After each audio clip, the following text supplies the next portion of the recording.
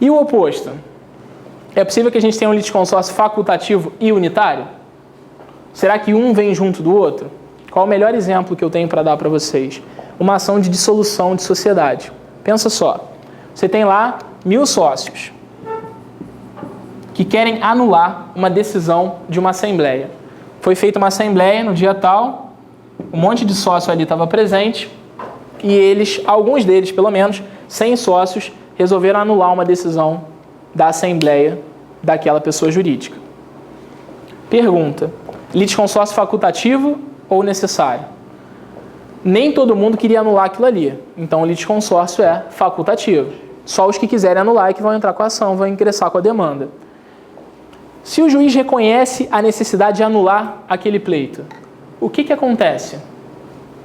Tem como eu anular aquela decisão de assembleia só para alguns dos sócios? Ou eu tenho que anular para todo mundo? O que vocês acham? Não tem como eu anular uma decisão de assembleia para um ou outro sócio. Eu vou ter que anular para todo mundo. Por essa razão, esse é o melhor exemplo de litisconsórcio facultativo, porém unitário. Todo mundo vai ter o mesmo efeito da decisão, não dá para aplicar só para alguns acionistas. Perfeito? Agora, o que a gente faz?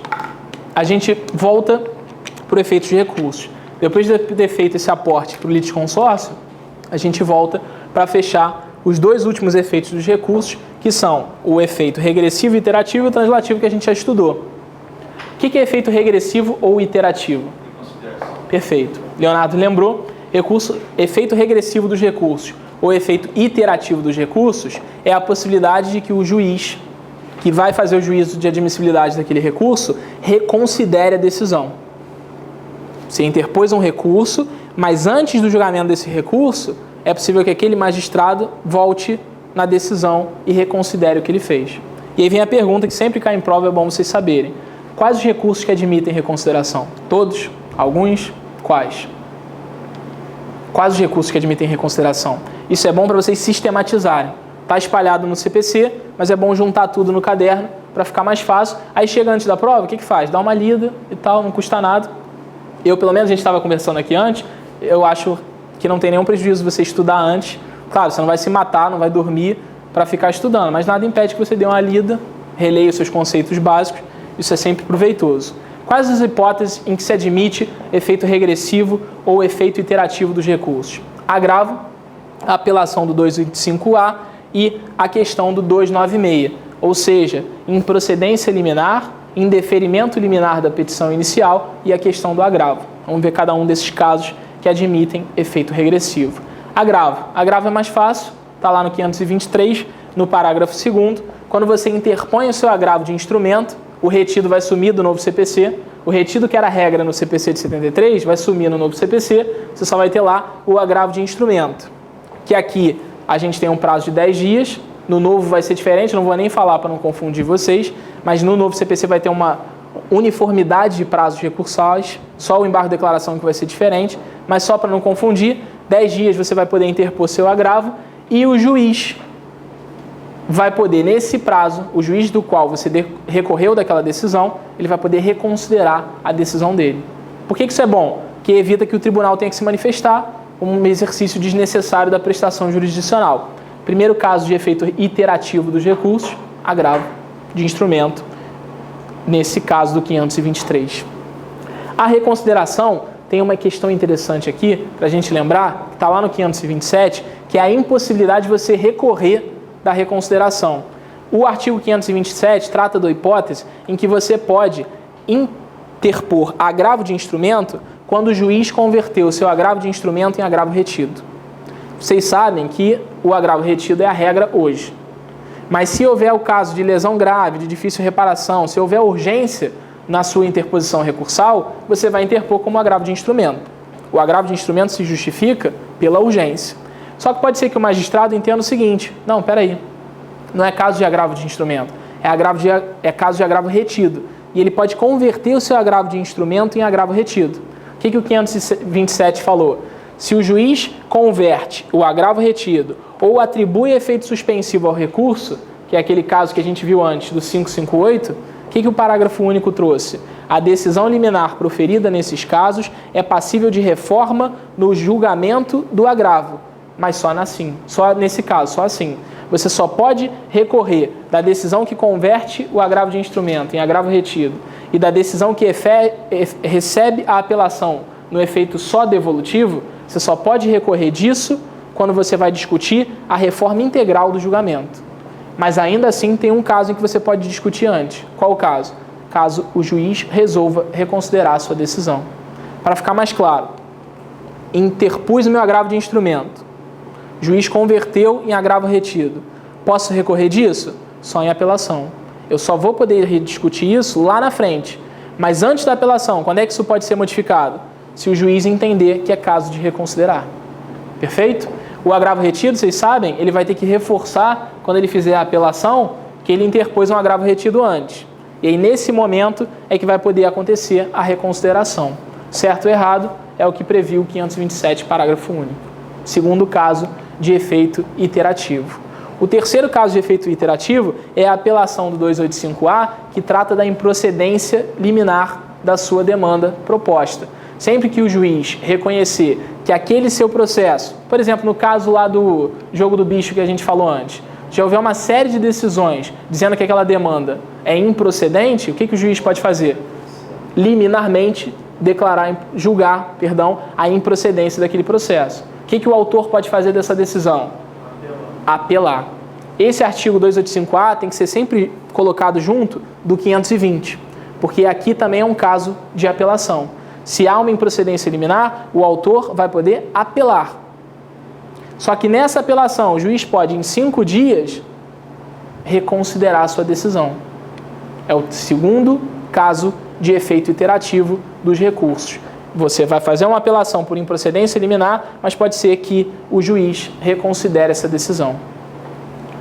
Dentro da decisão de reconsideração, o que é importante a gente saber? O 285A, ele diz que o juiz pode julgar essa improcedência liminar se houver o quê? Incompatibilidade com decisão predominante dos tribunais superiores. Ponto. Era isso que dizia o 285A. Uma decisão recente dos tribunais superiores disse o seguinte: olha só, o 285A tem que ser interpretado da seguinte maneira: quando a matéria controvertida for unicamente de direito e já houver sido proferida sentença de total improcedência em casos idênticos, eu vou julgar a improcedência liminar. Mas isso em relação à sua jurisprudência do tribunal de origem. Muitas vezes o que acontecia? O magistrado olhava para a jurisprudência do TST, do STF, do STJ e ignorava a decisão do tribunal de origem. O que se decidiu recentemente? Espera lá, não é possível aplicar a improcedência liminar se a decisão divergir do entendimento do tribunal de origem, por mais que ela esteja em consonância com o entendimento do STJ. Primeiro eu vou olhar a dissonância no tribunal de origem. Se tiver, e ainda assim também for dissonante do STJ, ótimo, improcedência liminar. Mas se no STJ se disser uma coisa e no tribunal se disser outra, não é caso de aplicação do 285A. Essa jurisprudência recente, 2013, pode aparecer numa prova, é boa de ser cobrado. O último caso que a gente viu é o caso da apelação do 296 do CPC, que também traz uma hipótese de apelação quando acontece o indeferimento liminar da petição inicial. O juiz viu ali que é um caso de inépcia. Facultou o prazo de 48 horas para o autor emendar aquela petição inicial. O autor não fez absolutamente nada. O que acontece? Indeferimento liminar da inicial. O que o autor pode fazer? O autor pode apelar dessa decisão, mas o juiz pode fazer o quê? Reconsiderar. O que eu chamo a atenção para vocês aqui? Qual é o prazo dessa reconsideração? 48 horas. 296, 48 horas. E a hipótese do 285A que a gente viu? Perfeito, 10 dias. Eles adoram cobrar essa diferença aqui, então o que é importante vocês fazerem? Não dá para ler no quadro, pessoal. Vou escrever aqui de novo, 296, 48 horas. 285A, 10 dias. Perfeito? É bom cobrar, é bom vocês saberem essa diferença, porque pode ser perguntado. Aí já pensou errar uma questão boba dessa só por prazo? Não faz sentido, né? Esse prazo do 285A é 10 dias? 285A, cadê? que só acabou de anotar? 285A, 5 dias. Perdão. Leonardo falou 10 e falei 5, viu? 5 dias. Não se confundam nisso daqui, porque esse de 5 dias é sempre cobrado. Perfeito? Obrigado, Luiz. O que mais? O último efeito dos recursos que a gente viu, o efeito translativo que a gente já estudou, é a possibilidade do que mesmo? De você devolver ao tribunal matéria de ordem pública, que para alguns doutrinadores vai ser o desefeito devolutivo na profundidade, mas de qualquer forma ele representa a essa possibilidade de repetição. Voltando àquilo que eu falei para vocês da teoria da asserção, a pergunta que eu faço é a seguinte, pensa só, houve a petição inicial, houve a instrução probatória, houve o despacho ou decisão saneadora, tem sempre essa controvérsia, há quem entenda que o saneador, que vai fixar os pontos controvertidos e preparar a sentença, preparar o processo para a prolatação de sentença, há quem entenda que ele é muito mais do que um despacho. Ele, na verdade, seria uma decisão, porque ele tem conteúdo decisório, ainda que interlocutório. Parece que a decisão majoritária, pelo menos as jurisprudências que eu tenho acompanhado, têm caminhado nesse sentido, é reconhecer que o saneador é, sim, uma decisão. Há ali um bojo de decisão impugnável por recurso. Se você entender que é despacho, dos despachos, a gente sabe, não cabe recurso. Mas se você entender que é uma decisão, cabe sim recurso daquela matéria.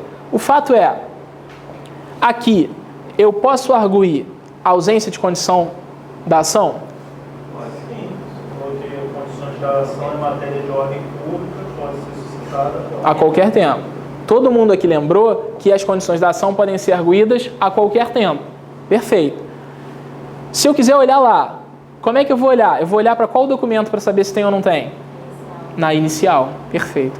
Quando eu quiser analisar a ausência ou a presença de condições da ação, por mais que eu esteja lá no RESP, no RE, eu vou ter que olhar para a petição inicial. Se eu olhar para qualquer outro documento, para alguma prova, para alguma dilação probatória, para algum depoimento de testemunha, eu não estou me valendo da teoria da asserção. Eu estou saindo da extinção sem mérito e estou indo para uma extinção com mérito. Então sempre lembra disso. Teoria da asserção. Eu vou analisar na petição inicial a qualquer tempo. Por mais que eu esteja lá na frente, eu vou continuar olhando para a minha petição inicial. Se quando do saneador se fizer necessária aprovação a dilação probatória, como é que vai ser a sentença nesse caso?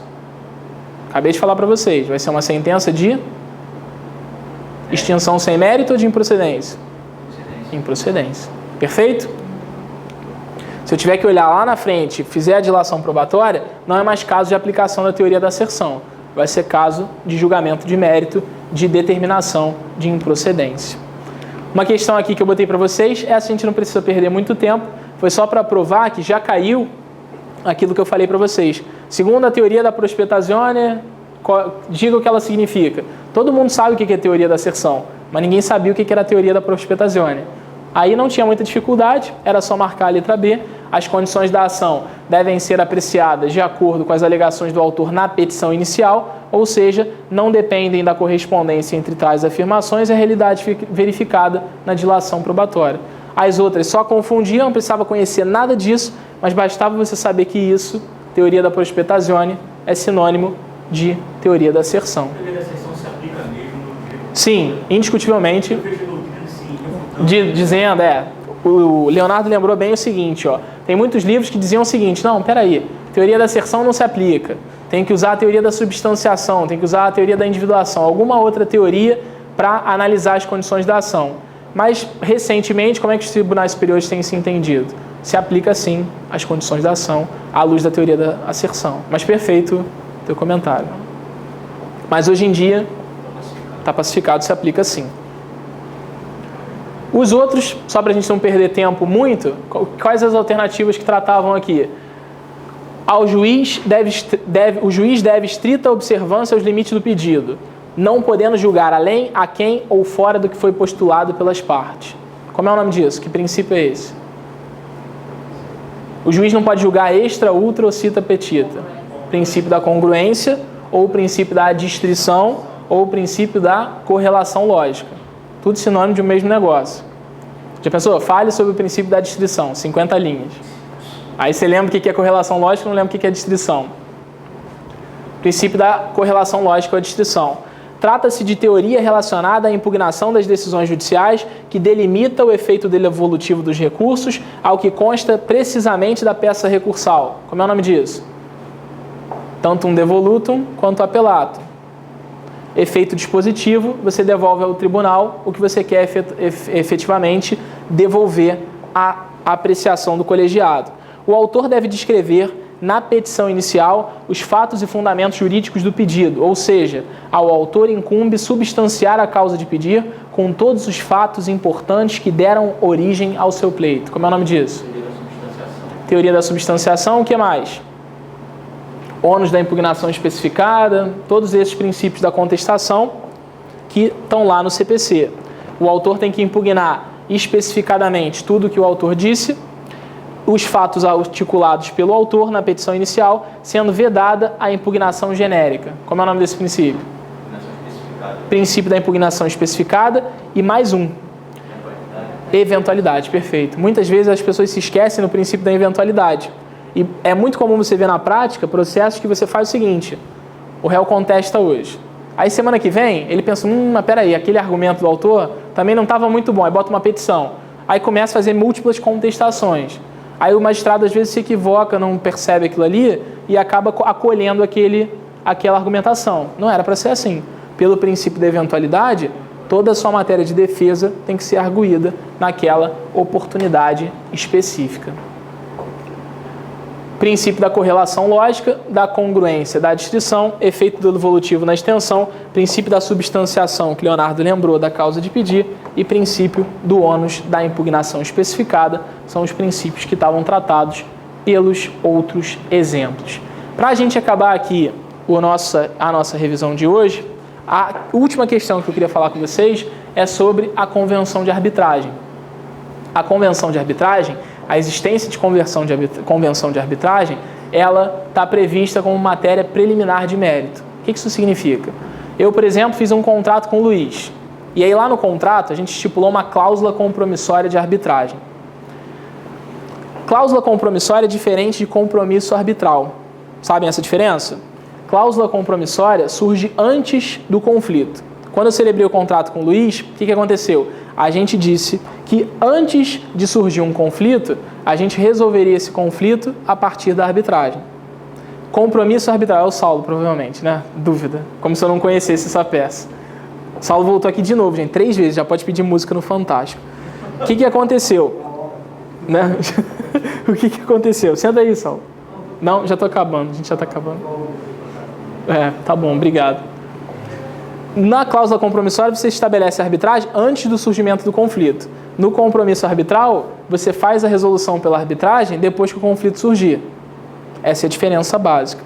Em havendo convenção de arbitragem, ou cláusula compromissória, ou compromisso arbitral, é possível que o autor e o réu, no caso aqui, o réu, na sua preliminar, argua como preliminar de mérito a existência dessa convenção de arbitragem. Aí o juiz vai ter que dizer o seguinte: olha só, não posso julgar isso daqui porque eles já se dispuseram a resolver esse conflito por arbitragem. Por que eu destaquei a arbitragem com vocês? Porque todas as outras hipóteses de preliminares, de objeções processuais, elas podem ser arguídas de ofício. Tem uma lei nova da arbitragem que modificou um pouco essa submissão, e isso pode cair em direito civil. É bom vocês darem uma lida, uma aprofundada nessa nova lei da arbitragem. Vou falar para vocês rapidinho alguns aspectos sobre ela, mas o que é importante a gente saber? Essa nova lei da arbitragem, por exemplo, direito do consumidor, ele sempre vedou que você tivesse cláusula arbitral em contrato de consumo. O que é a cláusula arbitral? Antes ou depois do conflito? Antes. Lembra do artigo que veda as cláusulas abusivas? O artigo 51 do CDC veda que o consumidor abra mão de direitos antecipadamente. Então vai lá, faça um contrato com um fornecedor de serviços ou produtos e me dispõe a resolver aquilo ali por arbitragem. O CDC dizia, é nula, é plenamente nula, é nula de pleno direito a cláusula compromissória em contratos de consumo. O fundamento do CDC é inafastabilidade? Não necessariamente é inafastabilidade de jurisdição. O Luiz perguntou o seguinte: qual é o fundamento disso, dessa nulidade? O fundamento é, na verdade, uma presunção de que o consumidor, por ser hipossuficiente, não necessariamente queria celebrar aquela cláusula de arbitragem, porque ele está, digamos assim, mais protegido pela jurisdição estatal, não pela jurisdição arbitral. Que tem quem entenda que o árbitro é um exercedor de jurisdição. Didier, por exemplo, fala isso. Normalmente o contrato de consumo é contrato de adesão. Normalmente é um contrato de adesão. Perfeito que Letícia falou, pelo seguinte, você tem 3 perguntas aqui para serem respondidas. Admite-se cláusula compromissória em contratos de adesão? A lei da arbitragem já tratava disso e repetiu na nova lei. Admite-se cláusula compromissória em contratos de adesão se você provar que o aderente queria contratar aquilo ali. Ponto. Mas ainda assim, por mais que você tenha um contrato de adesão em relação de consumo, nem todo contrato de consumo é um contrato de adesão. E aí surgia a dúvida. Será que num contrato de consumo, de adesão ou não, você podia celebrar uma cláusula compromissória? Antigamente, você só aplicava o CDC, ponto, e dizia que não. O que o STJ decidiu recentemente, afastando esse artigo 51, inciso 7? Olha o 51, inciso 7. São nulas de pleno direito a utilização compulsória de cláusula arbitral. Tem um artigo que não deixa dúvida. Tem absolutamente nada ali de diferente. Como é que o STJ se posicionou? O STJ se posicionou recentemente dizendo o seguinte, relator ministro Luiz Felipe Salomão. Saiu semana passada essa decisão. O que ele se posicionou? Espera lá, por mais que o artigo 51 do CDC vede a utilização compulsória de arbitragem, se o consumidor quiser, eu autorizo. Certo ou errado? Há respostas para os dois lados. Por um lado, você pode dizer que é errado porque está abrindo mão de um direito consumerista.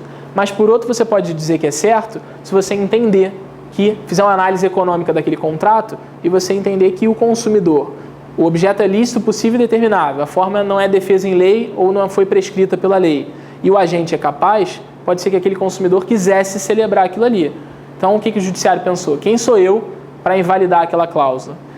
A gente tem que tentar entender que nem todas as regras de consumo têm que ser absolutas. É possível que o consumidor se disponha, abra mão daquilo ali, abdique aquilo ali, se você entender que muitas vezes essas cláusulas protetivas têm um efeito muito prático, aumento do preço. Se você tem um CDC muito protetivo, de alguma forma o consumidor está sendo prejudicado, pagando um preço mais caro por uma coisa que ele podia pagar mais barato. Então, não está pacificado ainda, não pode cair na prova de vocês porque é uma decisão muito recente, mas o que eu queria fechar com vocês em relação à cláusula arbitral é dizendo o seguinte: o CPC trouxe expressamente a possibilidade, eu vou voltar ali com vocês, o CDC trouxe expressamente a possibilidade de que você efetivamente reconheça de ofício as preliminares, as objeções processuais. Você pode reconhecer de ofício, com exceção do compromisso arbitral. O compromisso arbitral tem que ser arguído pela parte. E aí vai se aplicar tudo aquilo que a gente viu. Convenção de arbitragem, cláusula compromissória, mas como não cai na prova de vocês, eu não vou aprofundar muito. Eu até fiz um periscope nesse... Vocês têm o periscope? Depois baixa, isso é legal, os professores ficam fazendo aula e tal. Aí fica por 24 horas no negócio, é bom. Depois dá uma olhada lá. Você tem uma aula sobre esse negócio, compondo. Botei no Facebook também os comentários, depois vocês me mandam um e-mail, alguma coisa.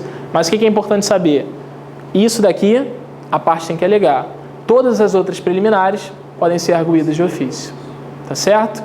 Era mais ou menos isso que eu queria falar para vocês. Espero que grande parte do que a gente trabalhou aqui caia na prova. Todo mundo gabarite processo civil. As outras também, claro, né? Mas essas daqui, já pensou se eu acerto todas? Ia ser bom, né?